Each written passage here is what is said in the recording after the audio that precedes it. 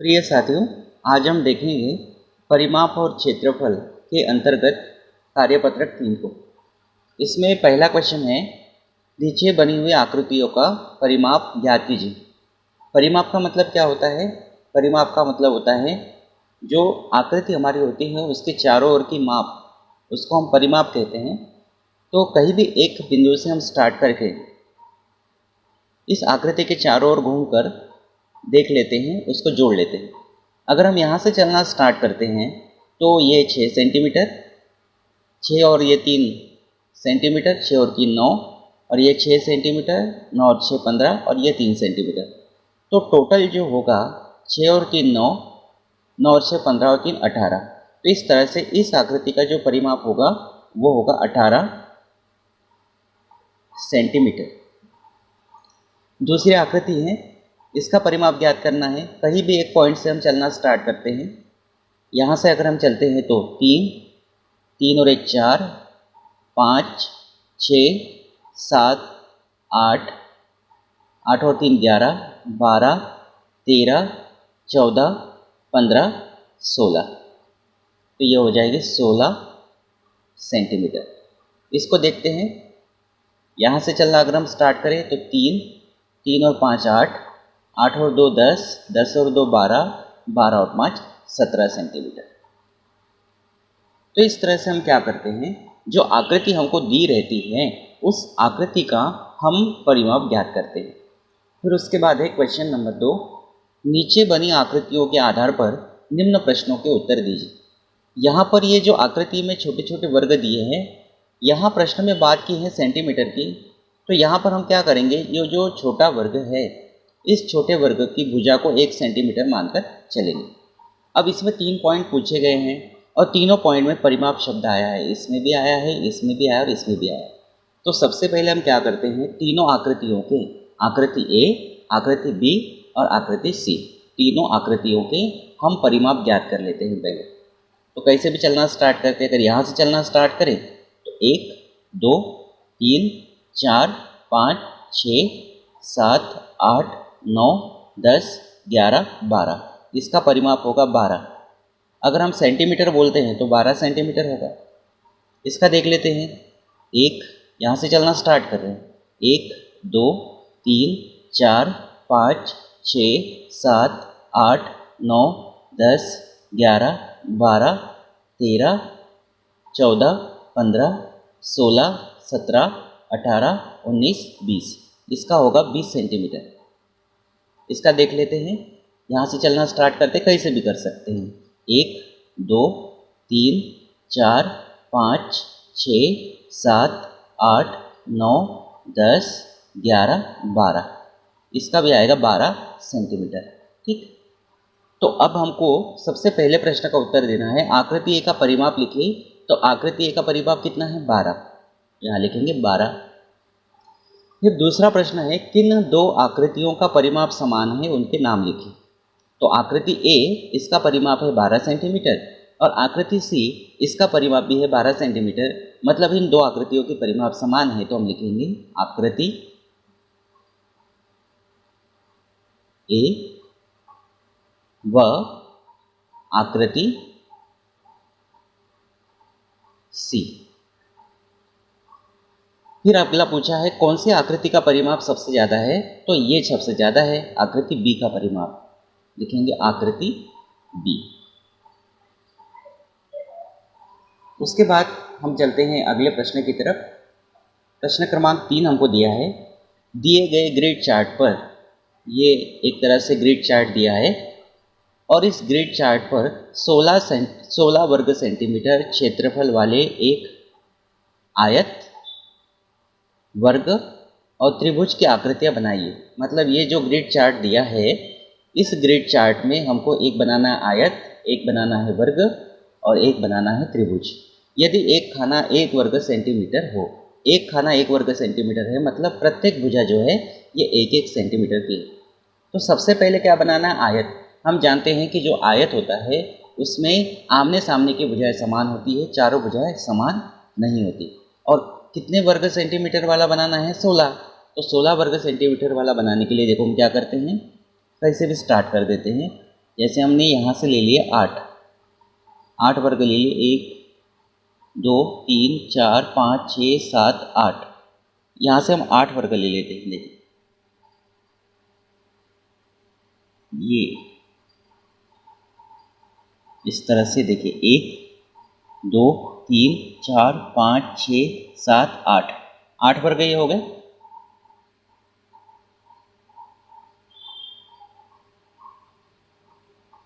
मतलब ये 8 सेंटीमीटर, ये 2 सेंटीमीटर, और इनको मिला देते हैं।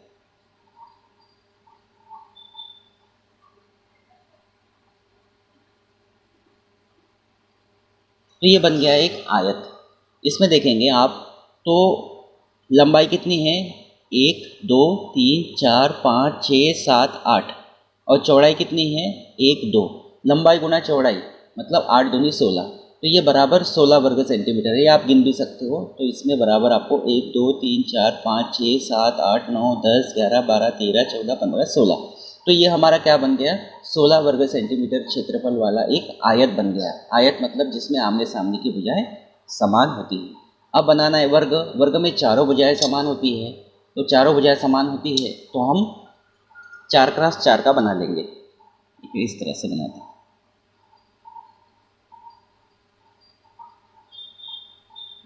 ये 1 2 3 4,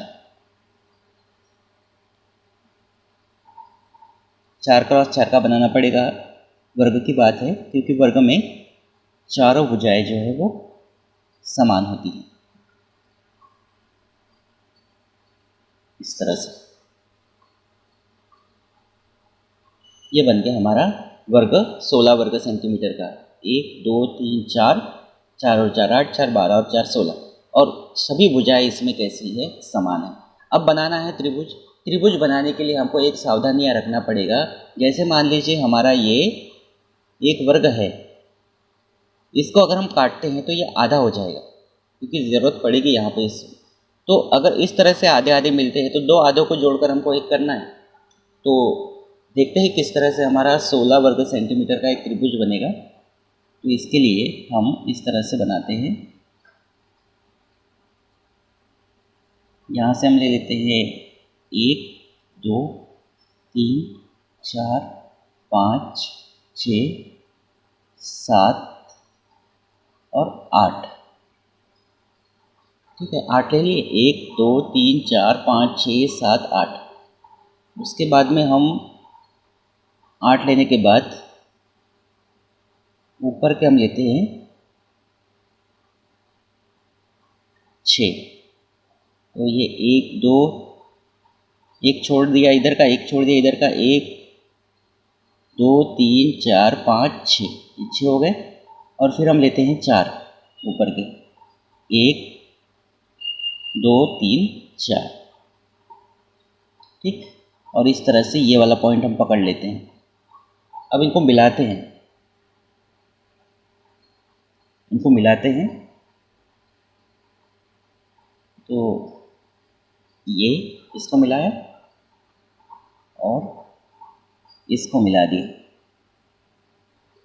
तो एक त्रिभुज बन गया। अब देखते हैं इसमें पहले तो जो वर्ग है उसको गिन लेते हैं। 1 2 3 4 5 6 7 8 9 10 11 12 हो गए। 12 के बाद ये देखिए, ये आधा आधा, या तो यहाँ का बोलो या यहाँ का बोलो, ये आधा आधा 13, ये आधा, ये आधा 14, ये आधा, ये आधा 15, और ये आधा और ये आधा 16। तो इस तरह से ये 16 वर्ग सेंटीमीटर का हमने त्रिभुज बनाया, ठीक है। ये ध्यान रखना है, आधा और ये इधर का आधा अंदर का, आधा और आधा मिलकर एक होता है। तो इस तरह से हमने एक आयत बना लिया, एक वर्ग बना लिया और एक हमने त्रिभुज बना लिया, और तीनों 16 वर्ग सेंटीमीटर के हमने बनाए। उसके बाद देखते हैं क्वेश्चन नंबर 4। इसमें बोला गया है नीचे दी गई आकृतियों का क्षेत्रफल ज्ञात कीजिए यदि एक खाना एक वर्ग मीटर बोला है। मतलब यहाँ जो खाना है प्रत्येक भुजा उसकी 1 मीटर की है, ऐसा वो कह रहा है। तो इसको देख लेते हैं इसका क्षेत्रफल कितना होगा, क्योंकि आकृतियों का क्षेत्रफल ज्ञात करने के लिए बोला है। तो देखिए आधे आधे का कॉन्सेप्ट यहाँ काम करेगा। देखिए आधा आधा, ये 1 हो गया, 1 वर्ग मीटर हो गया, ये 2 3, ठीक है, 4 5 और ये आधा आधा 6, 7, 8, 9, 10, 11, 12, 13, 14, 15, 16, 17, 18, 19, 20, 21, 22, 23, 24, 25, 26, 27, 28, 29, 30, इसके बाद 31, 32 और ये आधा आधा 33, यहाँ तक छोड़ दिया अपन ने, 33 हो गया।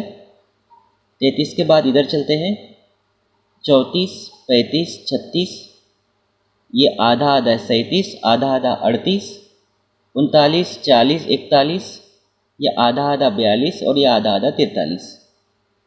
उसके बाद यहाँ से चलते हैं, 44, 45, 46, 47, 48, 48 के बाद ये आधा आधा 49, फिर ये आधा आधा 50, फिर ये आधा आधा 51, उसके बाद 52, 53, 54, ये आधा आधा 55 और ये आधा छोटा है 55.5, मतलब 55.5 वर्ग मीटर होगा ये, यानी लगभग 56 ही है, ऐसा मान के आप चल सकते हैं।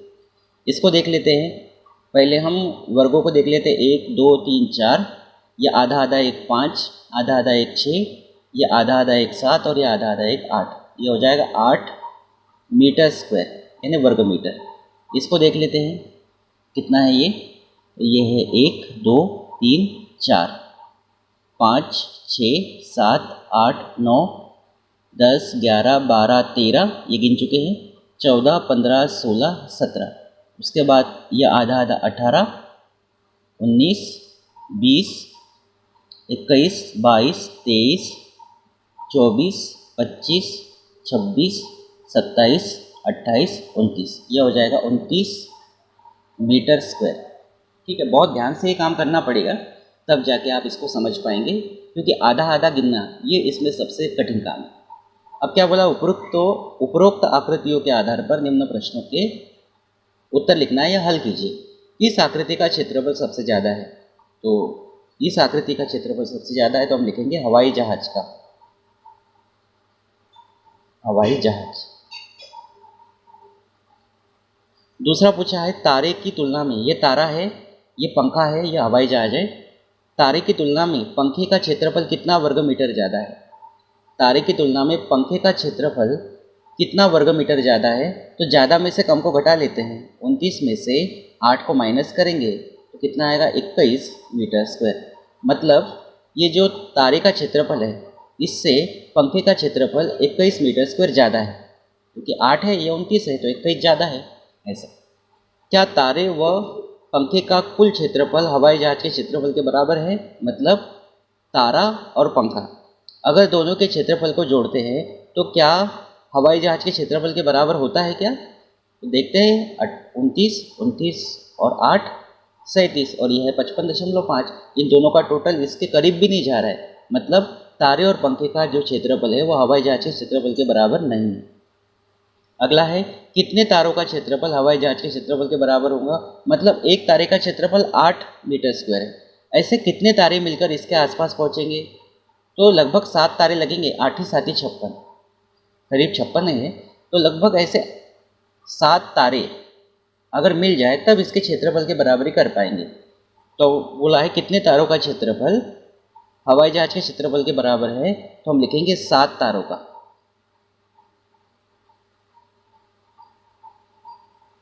क्यों, क्योंकि एक तारे का क्षेत्रफल 8 मीटर स्क्वायर है, ऐसे 7 तारे जब मिलेंगे तो लगभग हो जाएगा 56 मीटर स्क्वायर, मतलब इसके करीब करीब पहुंचेगा।